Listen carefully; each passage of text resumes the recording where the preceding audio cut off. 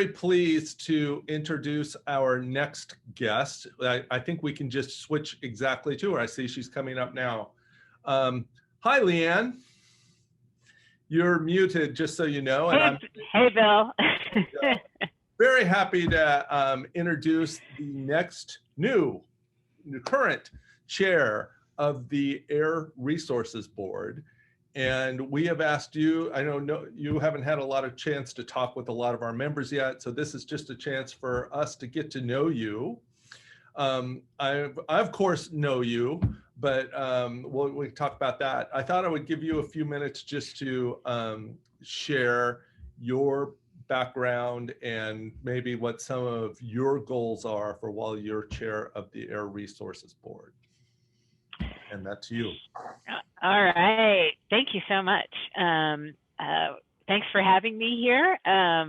Very excited to say hello. I've had the opportunity to meet with some of your members over the last month or two, but there's going to be a lot more work to come.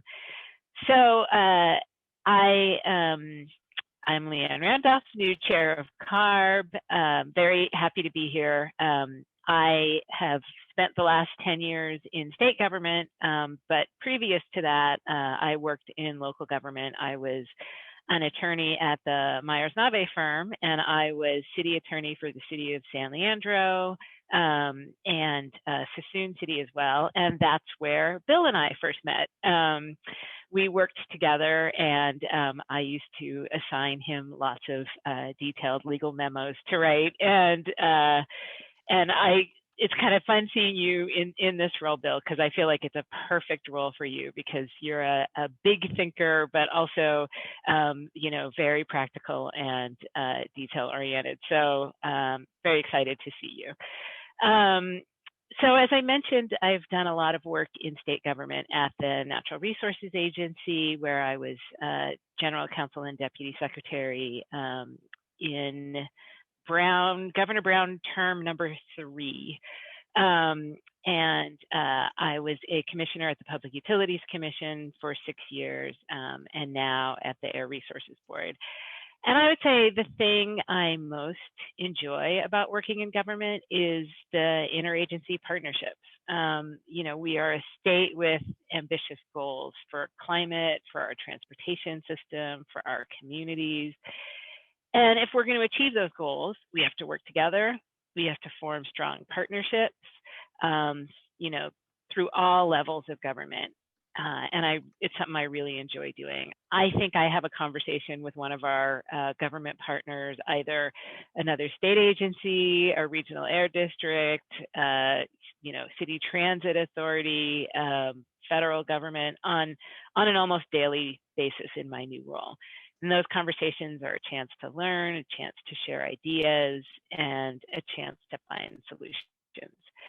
So I'm looking forward to engaging in those discussions with your members going forward. So let me talk a little bit about how I'm seeing my role at CARB. 2021 is going to be a very busy year. One of my key priorities as I begin this work is transportation. And that, of course, is an area where collaboration with all of CALCOG's members will be central. Right, so far, we've achieved our greenhouse gas emission reductions targets due to a lot of work in the energy sector. But to really continue to push down those emissions, we need to focus on transportation, which is our largest piece. And so part of this work will be implementing the governor's executive order on zero emission vehicles. And of course, that executive order calls on many different parts of state government to join forces in this effort. So everyone has a role. And transforming the transportation sector to meet our goals is really about more than just zero emission vehicles. We have to think holistically about transportation and development and prioritizing reduction of vehicle miles traveled while decarbonizing our entire transportation system. And I'll talk more about that in a minute. The next big item on the agenda is the next climate change scoping plan process, which we expect to complete by the end of 2022. That will lay out our strategy for achieving carbon neutrality by 2045.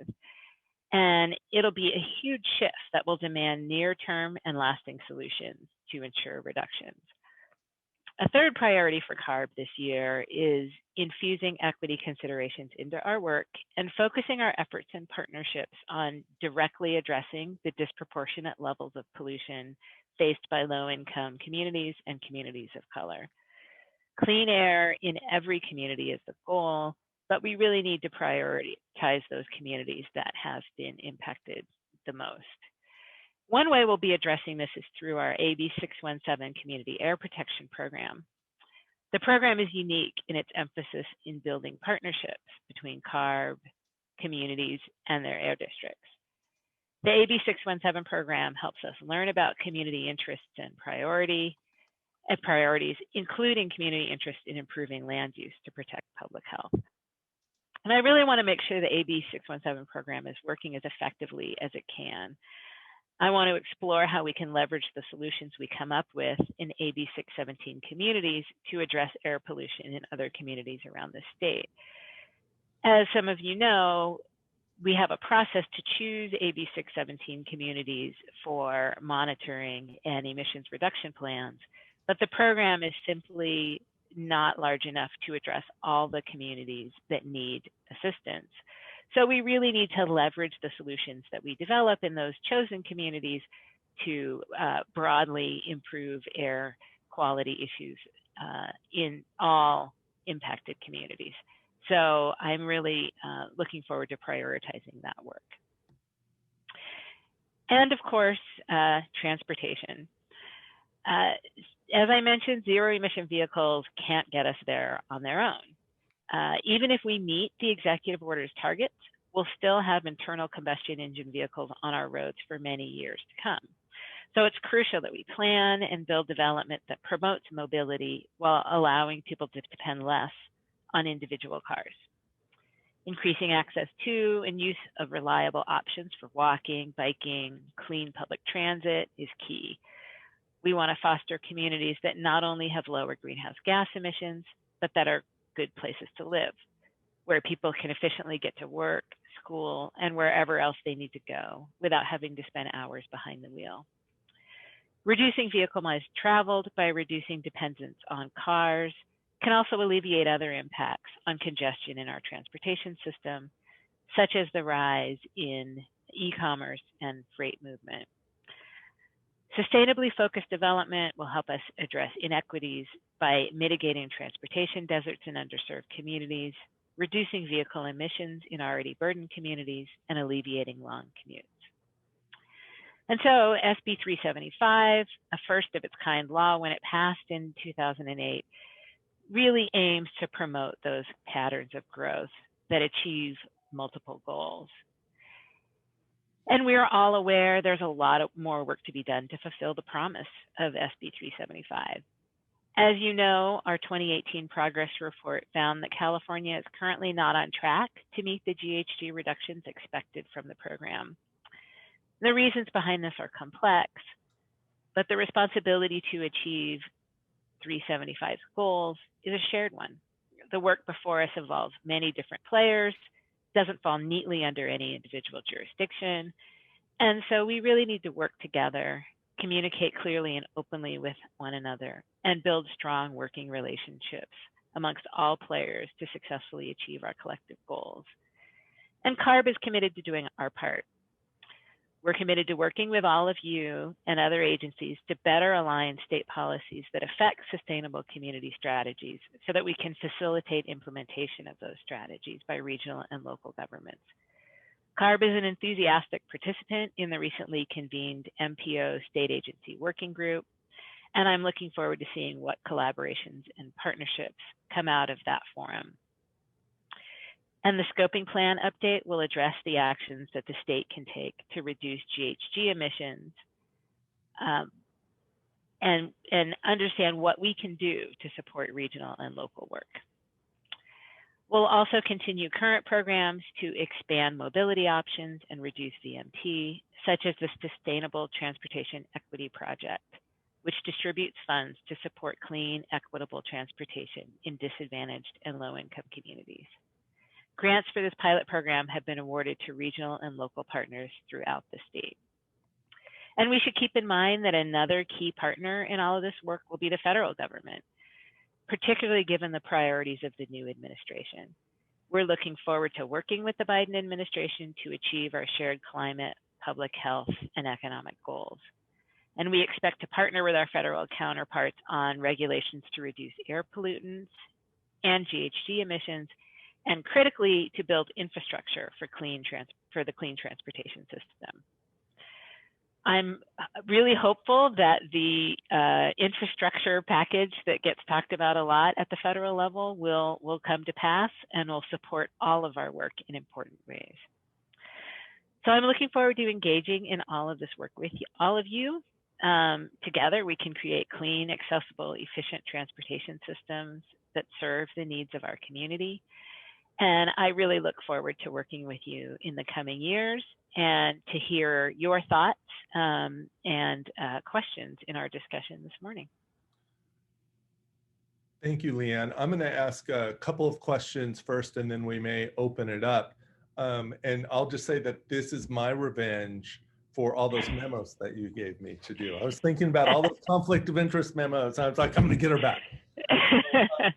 But let's talk about vehicle miles traveled and what that means for us in a variety of different ways. And I'm so glad that you talked about it in a partnership, because I think a lot of our members have felt that a lot of people are saying that vehicle miles traveled are going up.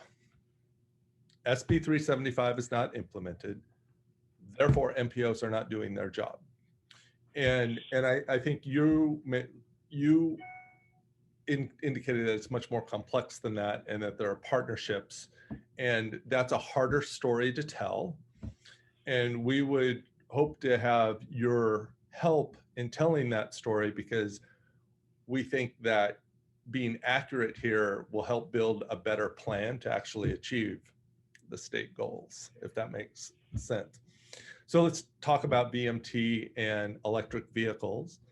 One of the things that, well, there's two issues I think that our people have suggested. Number one, and we have some representatives from the Mineta Institute attending today, but one of their recent studies indicated that if you are successful in, if we are successful in achieving our VMT reduction goal and our electric goal, that by 2040, we may see $4 billion less in gas tax revenues, which is money that we would need to fund the alternative modes that we were just talking about. So we need to invent a new funding structure. And I know that that's not what you do, but we definitely need everybody at the table to help solve that problem. So I'm hoping what we can do in our conversation today is not solve problems, just kind of identify them. So I was going to throw that one out for you to just at least acknowledge or comment on.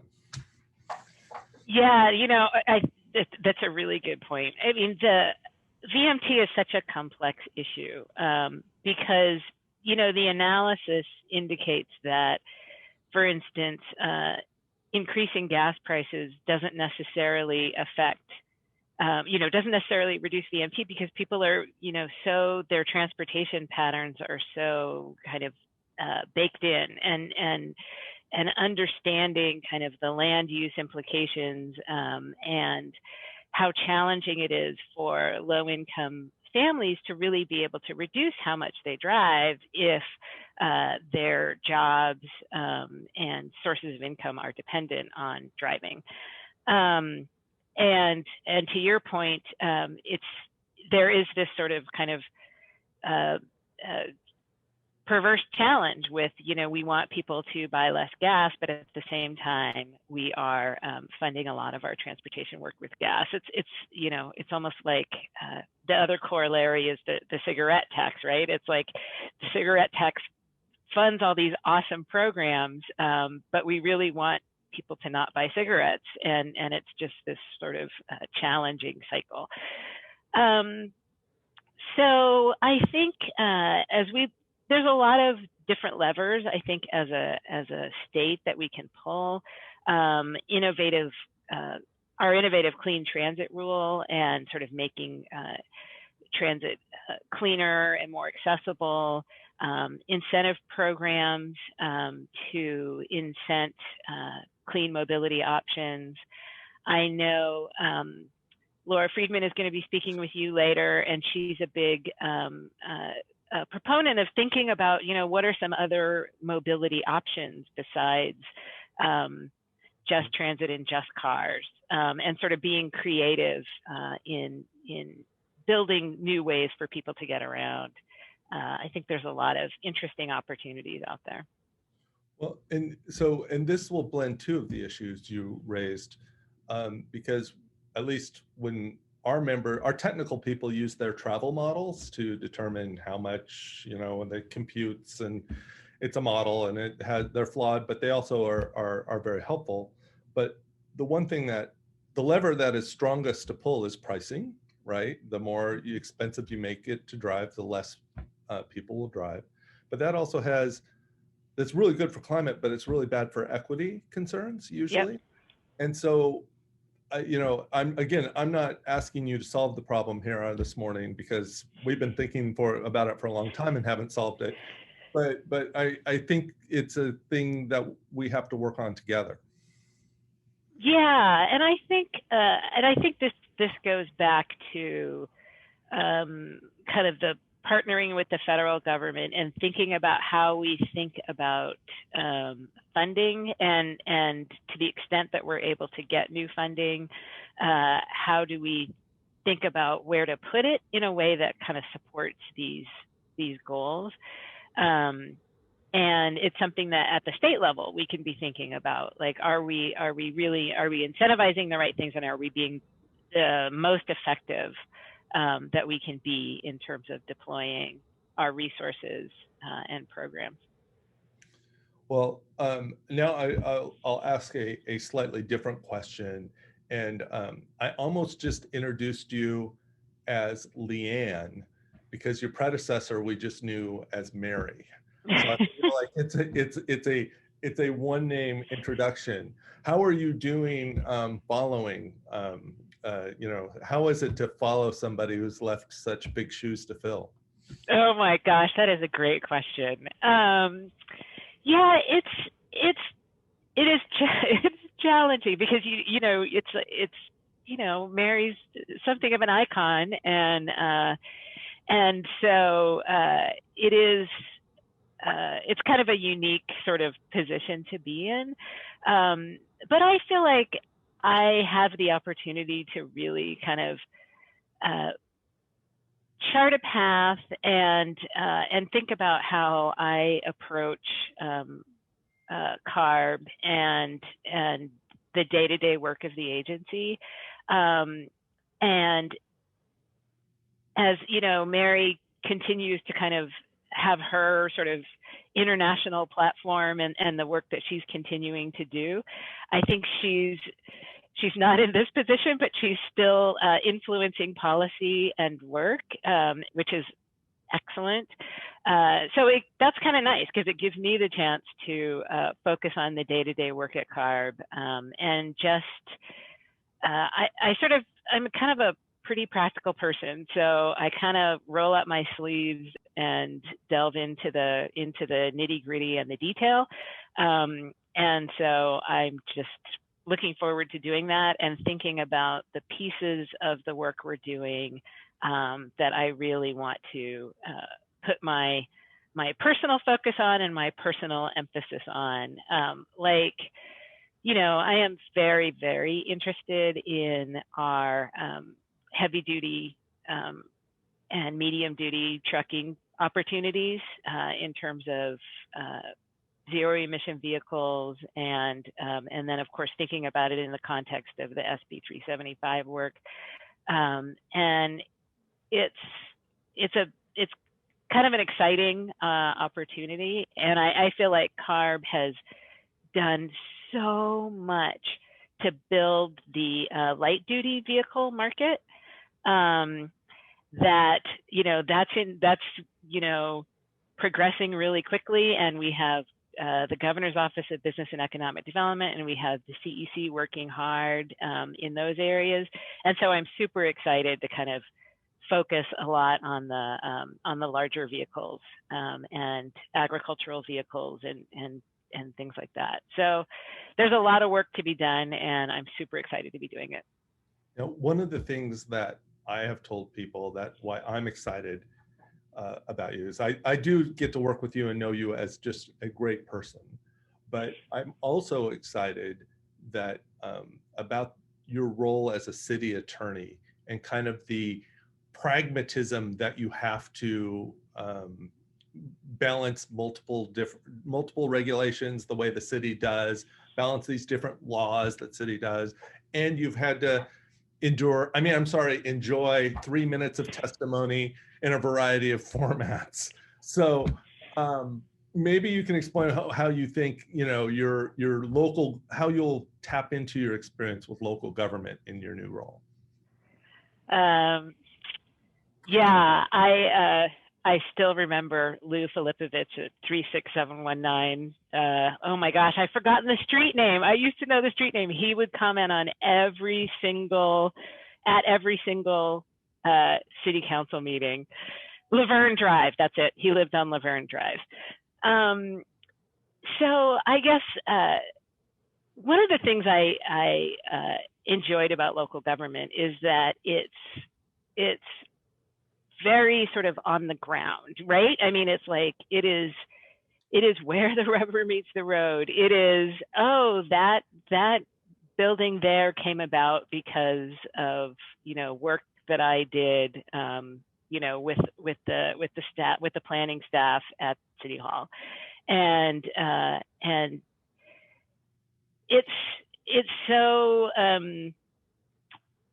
and it's so challenging with the different constituencies in a community, and really understanding the needs of different members of a community, understanding the needs of the businesses in the community and the residents and the schools. And so I feel like that was good training to understand that there is never one answer to a question. There are a lot of answers, and it's really important to understand the viewpoints of everyone affected. And so I've carried that perspective with me to state government and really try to listen and understand the different ways to achieve the goals so that we can try to land on the most effective way.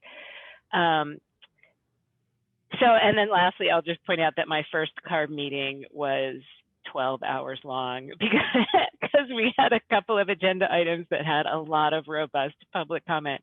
So I felt like it was a really good kind of trial by fire. Excellent. Another thing, let's bring it back down to the project level. And I'm getting some great questions in, and I'm just going to kind of try and blend as many as I can. But one of the issues and I got this on a text, but I know that, and I talked to your staff a little bit about this, so let me just call out one project in particular that ARB has funded that deals with transportation. It's a great example of a project, I think, and that's the Mio car, which I think that you're familiar with as well. Why don't you talk a little bit about that project and what it is, unless you want me to describe it, and then how it fits into ARB's goals. Yeah, that's a really cool project. It provides affordable electric car sharing to rural communities in the San Joaquin Valley, and it has charging stations near affordable housing developments.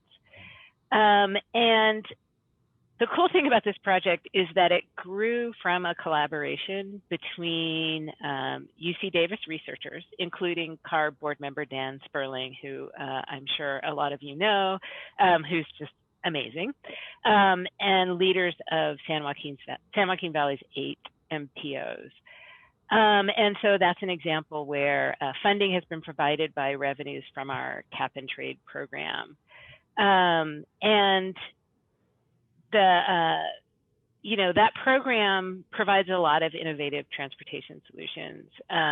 It's helping fund the EV Hub trip planning app developed by the San Joaquin Council of Governments. And it helps San Joaquin County residents pay for travel across different bus and train systems to sort of have that kind of intermodal mobility. And of course, Cap and Trade is kind of another example of a program that if it works well, it won't last forever. That eventually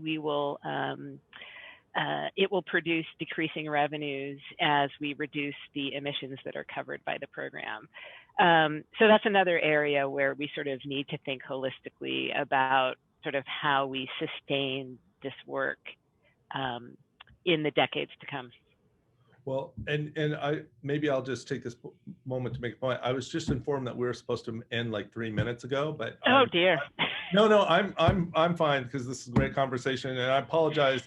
We got some great questions, and what we'll do with the questions, we'll follow up and get answers for our staff. So at least a couple of the questions, I'm not sure there are an answer yet, but one dealing with wildfire and carbon, and that's a whole other issue that will probably need to be addressed in the scoping plan. But let me come back to MeoCar. When we looked at the MeoCar project, it checks all the boxes: car sharing, rural, disadvantaged community, affordable housing units, electric. It's great, but the Cap and Trade funding source is built around capital funding, and that's really an operations project. So they have to live hand to mouth year to year to get a grant to keep it going, because we don't have a framework to provide an operational project, because the thought around Cap and Trade, it all has to be capital. And so as we evolve our programs, that might be to launch a project like the MeoCar might take 4 or 5 years of startup funding, not just 1 year of capital project. If we want these kinds of things, it might be something as we are writing a document like the scoping plan and identifying issues that need to be taken. I'm just saying that might be an idea. Yes, I agree with you. That is a good topic to discuss in the scoping plan work. Well, I apologize to the questioners. I think I got to most of the question, but why don't I give you a couple of minutes to say the final word, and then to all the people ask questions, we will follow up, and I'm sorry. Yeah, I'll just be really brief and say thank you for providing me the opportunity to introduce myself. As I mentioned earlier, I've had the opportunity to meet with some of the COGs and MPOs, just a little taste, and am excited to meet more of you in the future, hopefully in person sometime soon. And thank you very much for having me. Thank you, Liane, for taking the time to join us. It's great to see you again. And I like doing it in a way where you're not like assigning me a conflicts memo, but I look forward to working with you again. Thank you, and have a great day. Thanks. Bye. All right. So that includes our session. I believe we have a